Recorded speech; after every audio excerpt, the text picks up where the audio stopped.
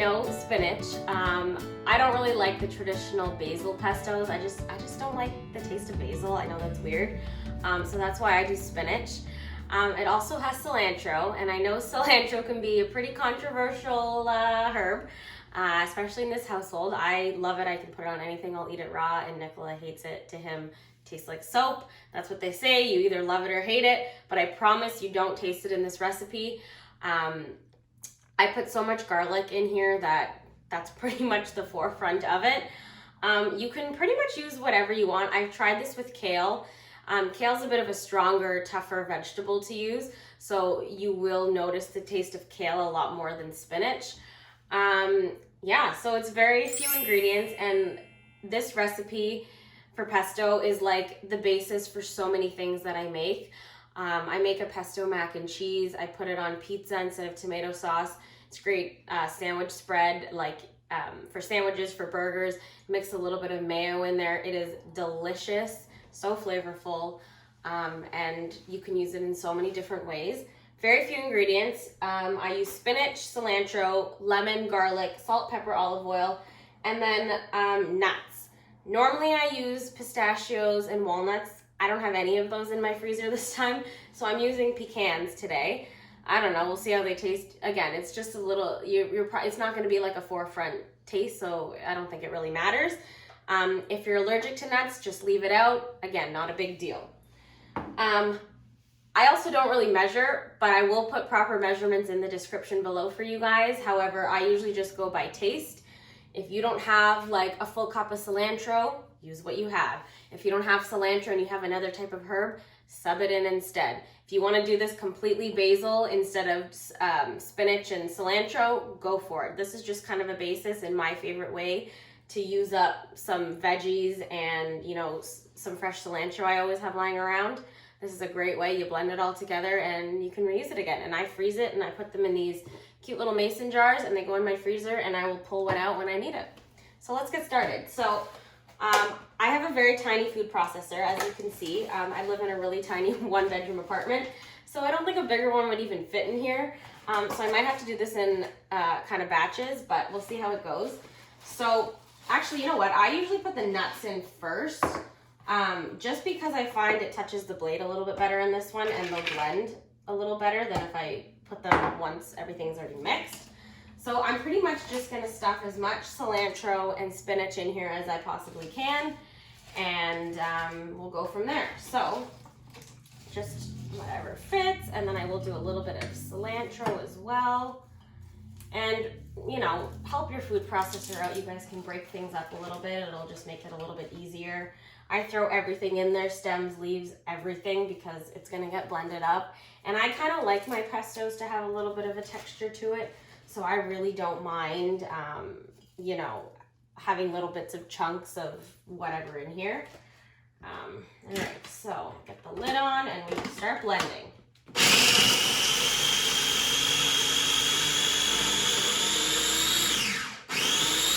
That actually went better than normal. Normally I'm like sitting here having to scrape things in. I'll show you guys just what it kind of looks like right now, just so you can see everything kind of blended up in there.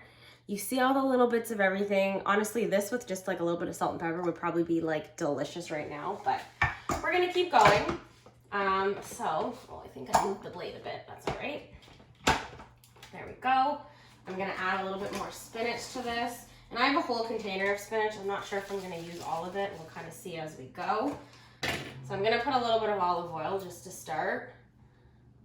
Olive oil, again, I do it for consistency. So if it is not liquidy enough for me, or if it's too thick and chunky, I will add a little bit more. And I think I'm gonna put a little bit of lemon juice now too, just again to give it a little bit more liquid. I don't wanna keep adding oil every time it gets too dry, or, you know, not pureed enough, just because I don't want this saturated with like cups of oil in it. So I'll just put a little bit of lemon for now, and then we'll taste and see where we're at.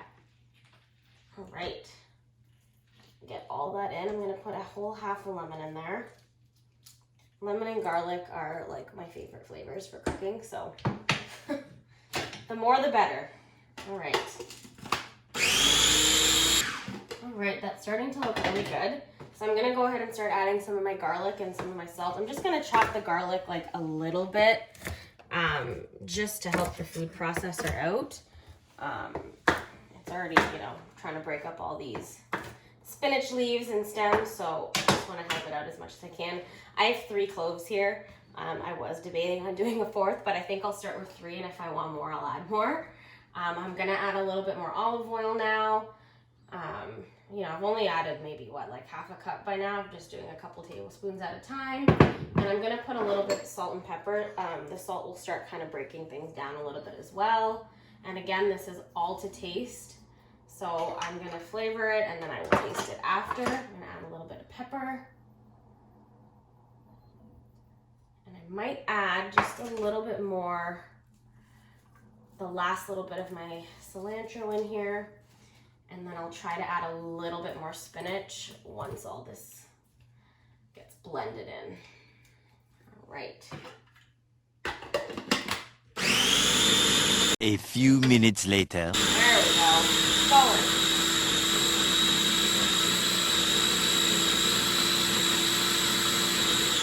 All right, that's what I like to see. Now it's really getting blended up. You guys can kind of see that texture in there.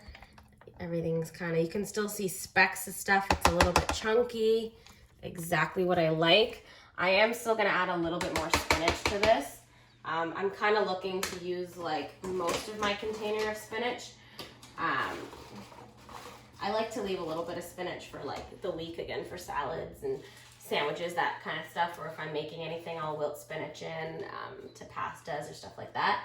So I'll use most of the container, but not the whole thing. So we'll add that in, and I'll just get this blended in, and then we'll taste it. All right, now this is a perfect texture. I'm just gonna get all of this off the lid and back in. I personally wouldn't add any more liquid to this at this stage, just because you can kind of see, to me, this is like a very nice spreadable texture. I wouldn't add any more liquid, but let's give it a little taste and see what we need.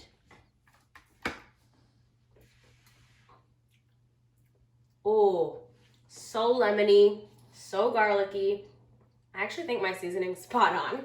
I'm not gonna add any more salt or lemon. Like that's really good. You get the garlic.